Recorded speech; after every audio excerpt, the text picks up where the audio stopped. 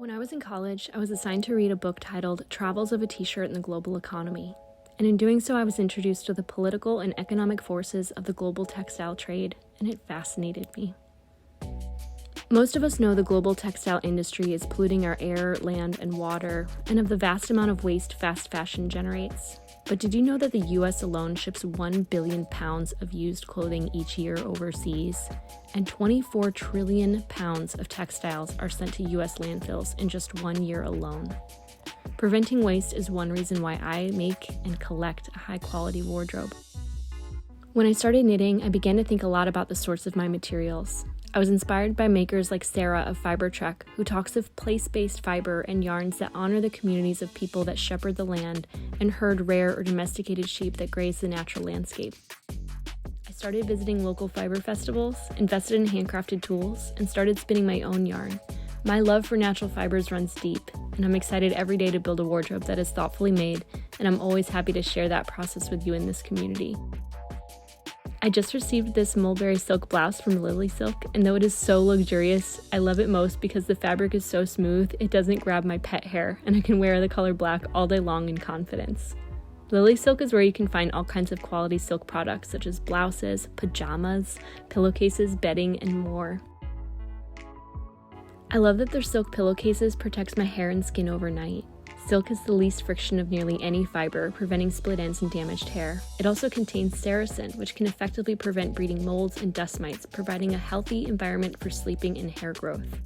Lily Silk's products are made of 100% grade 6A long mulberry silk fibers, and all their products are OEKO Tex certified and free of harmful substances. Lily Silk is committed to zero waste by not overproducing products in their line and using fabric remnants to develop smaller, useful objects like eye masks, scrunchies, etc. Silk is about 1,000 times more energy efficient than the production of polyethylene. And because these silkworms consume the leaves of mulberry trees, it's far more gentle on the planet than other natural fibers like cotton, which is 99% not organic and requires pesticides and herbicides to produce in mass quantities. You can save 12% on your order by using my code TO12 at checkout. If you spend $200, you can save 20% with the code TO20. There's a link below in the description if you're interested, and I want to thank Lily Silk for sponsoring this week's video.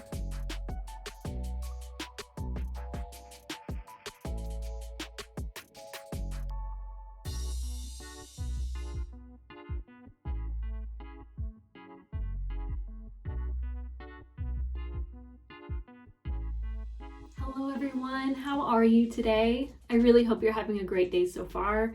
If you're new to my channel, my name's Taylor. I come to you from Baltimore, Maryland, and on my YouTube channel here, I generally feature content that's focused on knitting and spinning. In this episode of what I like to call the Thread to Mend podcast series, where I sit down and share with you the things that I'm making in real time, I want to give an extra big shout out this week to what I think might be one of the greatest sweater patterns of all time. You might suspect already that I am referring to Gudrun Johnston's Vair pullover. This is the cover sweater of her Shetland Trader Book 3 Heritage, and it is a sweater that is literally just blowing me away, and the pattern writing is what I would say to be exquisite. It is brief, it is simple, it is clear, and it is easy to execute in my mind. Now, I am coming to you with this perspective with somewhat of a sweater knitting experience under my belt. I've knit several sweaters. I haven't counted how many at this point now, but I've shared all of them with you if you've been watching my channel for the last 4 years or so. And what I find amazing about this pattern is that it incorporates so much. It has Shetland lace, it has colorwork in the round, it has steeks, and it has a variety of choices. You can choose straight sleeves, you can choose balloon sleeves, you can choose a turtleneck collar, you can choose a crew neck collar. I like that the pattern allows for you to tailor the garment to your preferred fit. I think too that it has wiggle room where you can make it the length you prefer. You could probably even increase the yoke depth if you wanted to. It really is a very, very well written pattern. And so far, from what I can tell, it's a very well fitting pattern. And at this point now, I might as well show you my version of the pattern so far. You can see that I have finished knitting the body as well as the yoke, and I've finished the collar as well. I am finally working on the sleeves, and I'm going to try it on briefly to show you how it's fitting so far. I did make a mistake while reading the pattern and executing the beginning of the sleeves. When I get to points in the pattern where there's a little bit of thinking to do and I have to repeat it again later, I do like to stop and repeat what I had just done the second time and get it over with, rather than finish an entire sleeve and then go in and begin the second sleeve. And what I had done accidentally while I was knitting the very first sleeve of this pattern was I neglected to recall the instructions written to not pick up and work the wrap and turns. You're basically creating a sleeve shape by wrapping and turning as you work down the side of the sleeve, and I did pick up and work those wrap and turns into the knits and purls, and that did create a little bit more of a, I don't know if you'll be able to see it, but it created a little bit, oh yeah, you can see kind of like these holes here. It created a little bit of like a lacy effect to the side seam. And so when I realized my mistake and I hadn't properly executed the written instructions, I decided I'm just going to take a pause. I'm not going to rip anything out.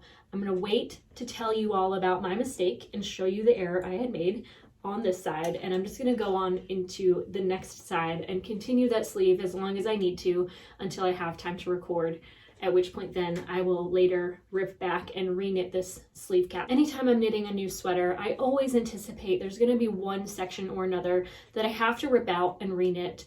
And that's just part of the process for me at this point. So here, if I can give you a close-up, of course you won't be able to see through it, but that join of the sleeve to the body is far less holy. There is maybe an area down here that I'm going to duplicate stitch. A little extra thread of the main color and duplicate stitching, closing up those holes does wonders. I always do that with all of my sweaters. And I'm just gonna go ahead and pop this on so I can show it to you. All right. So I'm gonna try to move Star Baby. Oh, brief update on her. This is gonna be Star Baby's last podcast episode before her surgery this coming Friday. So she is having a small lump removed from her throat here. Hopefully we'll get a good biopsy on that and make sure that everything is going on okay with her. I'm not sure if I'll have an episode up next week just because I might have different priorities. Who knows what might happen. So I'm just gonna give myself maybe a week off perhaps to pay all my attention to her. But I'm really loving how deep the armpits are. You might not be able to tell because that is mostly my bra. You can see in the shadow there.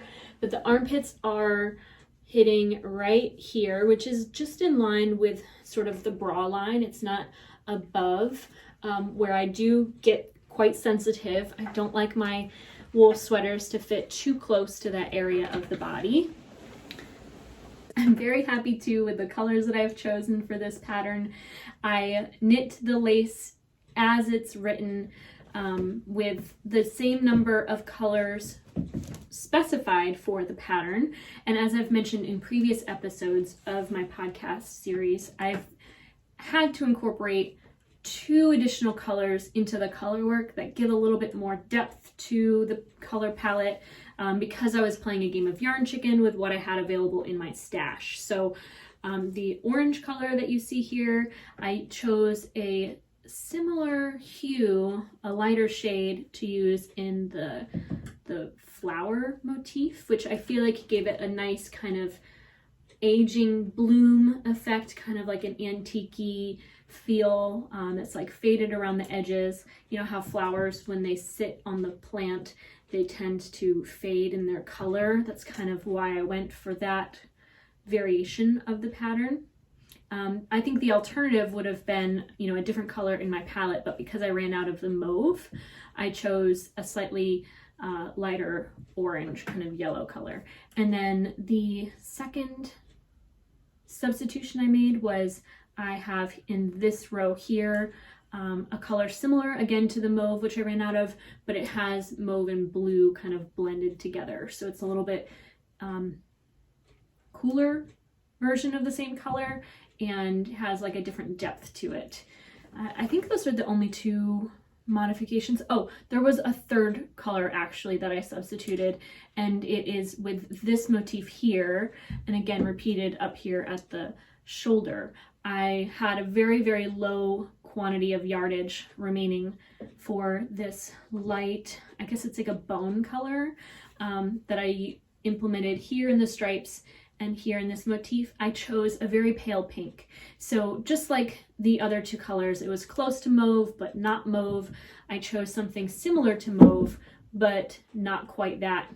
Again, using what I had in stash. So this is that light pink there. I feel like I'm actually happier with the color substitutions that I made than if I hadn't. I think it gives, like I said, more depth to the yoke design, and it allowed me to utilize what I have. Speaking of utilizing what I have, I do have a natural dyeing project on the horizon.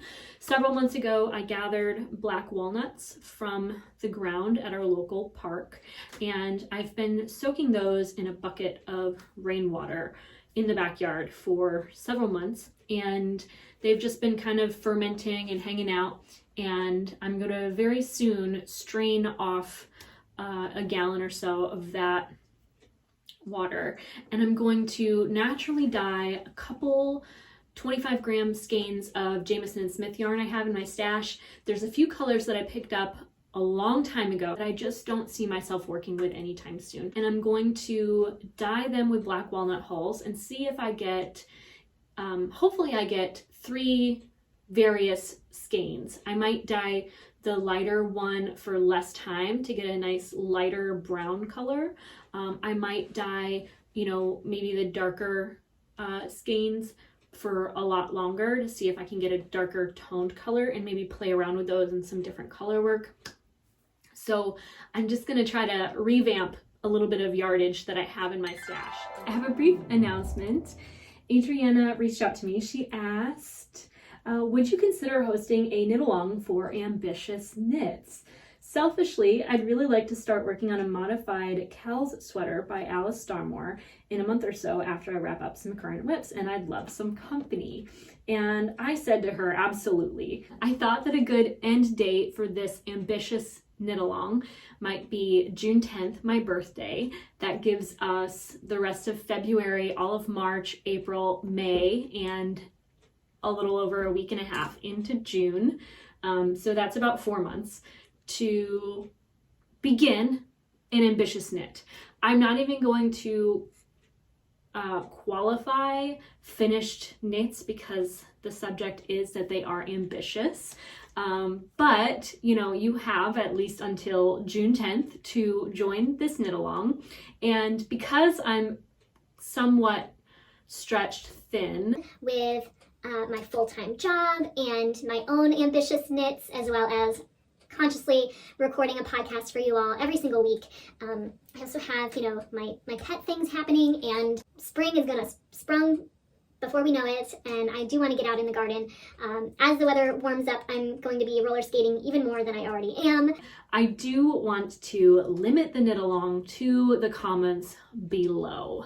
I would also suggest maybe you follow me on Instagram, because we can get more of the engagement going there in terms of visualization and, you know, meeting one another, and not just what I create here on this platform and what you have to say in the comments, but also showing us all what you're making. So maybe we need to find a specific knit along hashtag. I'm not really great at these social media things. Let's take this opportunity to gather together and encourage one another to try something challenging. And I'm really excited that she reached out and asked this, because I do find that having the ambition to try something you've never done and to accomplish a goal that you set for yourself that maybe is a little bit outside of your comfort zone is such a huge element to creating a wardrobe that really fits well, that you love and cherish and will wear year after year after year. I came to this place in my life because I really wanted to minimize my negative impact on the world. I wanted to generate beauty with my own hands and to build a wardrobe that is made up of garments I never would want to, get rid of. And part of that is knitting things that fit really well, that are designed and executed in a manner that is conducive to long wear and or even just something special, like the thing that you just really want and never want to get rid of. And it doesn't have to be even complicated to be ambitious for you. It might be your first sweater ever, and that alone is ambitious. It might be the most basic sweater ever, and that could be ambitious. But I really want to encourage you to find a pattern, whatever it might be. It doesn't have to be even a sweater. It could be a shawl, any project that feels ambitious, something that includes a skill set or a technique that you've never done before and that you would like to do with some encouragement from a community here on the internet. So feel free to leave a comment below. Let us know if you're joining us for this knit along, because it's going to go on for quite some time. And just tell us about what you're making it with, and how it's going for you. If you have questions about the process, leave it in the comments below. I'm excited to read what you all have to say and what you'll be working on. I find that this sweater is ambitious for me because not only did it include lace, which I haven't really knit in quite a while. For me, it was the set-in sleeves and the sleeve shaping. I have knit set-in sleeves before, and this is the first time that I've knit a steek for the armholes, where I'm then also doing a set-in sleeve. So this is a first for me. I was a little anxious about the set-in sleeve element to this design, which now that I'm finally working and have resolved for at least one half of the garment, I can say that this pattern in particular is written exceptionally well. I have felt confident the entire time that I'm doing it the right way.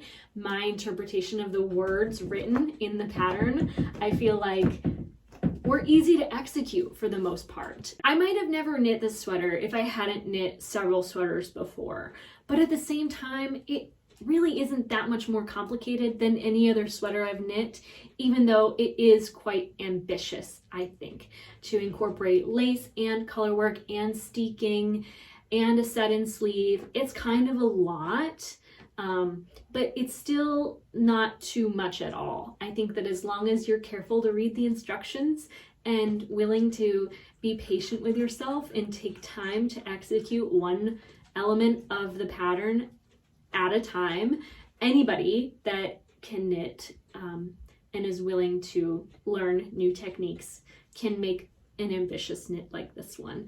And I really feel like there's never enough to be said about a really well-written pattern. I think that it is worth investing money and time into patterns that prove themselves to fit well. And I really do feel like all of us should take a moment to recognize the patterns and the pattern writers out there who really do an exceptional job of creating amazing products that fit an abundance of people. Now, I think that this pattern in particular might go up to like a size 58-inch bust. I don't know that I am the most educated on whether that is hashtag size inclusive. Let me know if you're more aware of what constitutes that. Let me see, I just want to make sure. So it's written in 10 sizes. I think I have to find the pattern schematic. The largest bust circumference is 58 3/4 inches.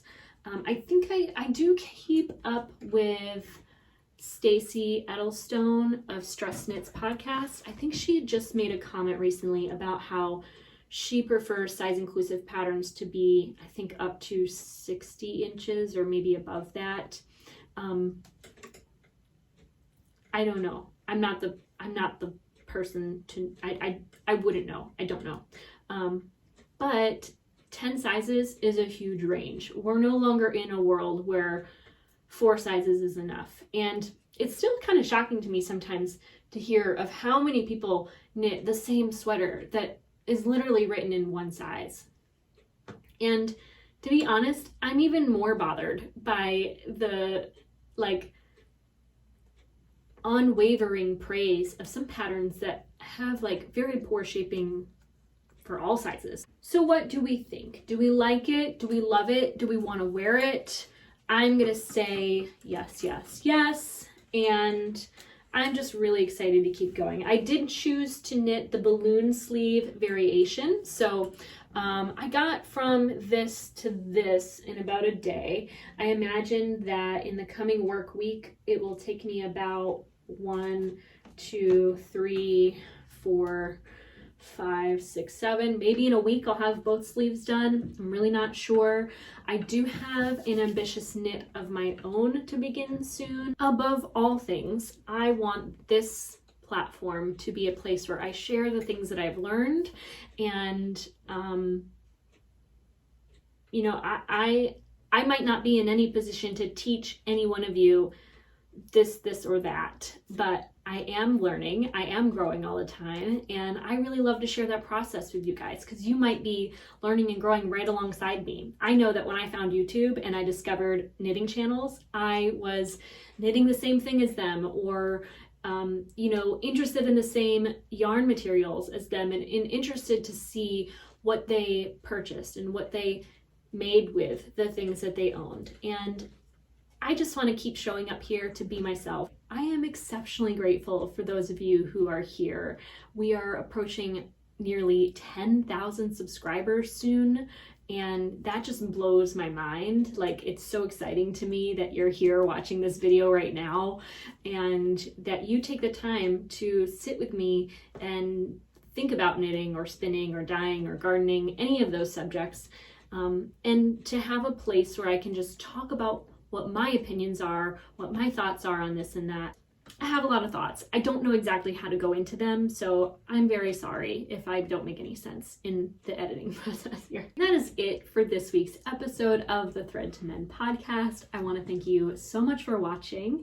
If you haven't found me on social media, my name is Taylor E. Owen on Ravelry, Instagram, and Twitter. You can find me as Taylor Knits on TikTok. I want to thank you again so much for watching. I'm so glad that you have found me here in this little tiny corner of the internet. And if you're interested in making a purchase at Lily Silk, I do have, again, those coupon codes mentioned earlier. You can save 12% off your total purchase with the code TO12 and 20% off a purchase of $200 or more with the code TO20. Once again, I want to thank you so much for being here. I hope you have a wonderful day and that you take care. This is now. This is now. This is now. This is now. This is now. This is now. This is now. Hi, Taylor. I was 39 years over it. There's only 3 of us still there.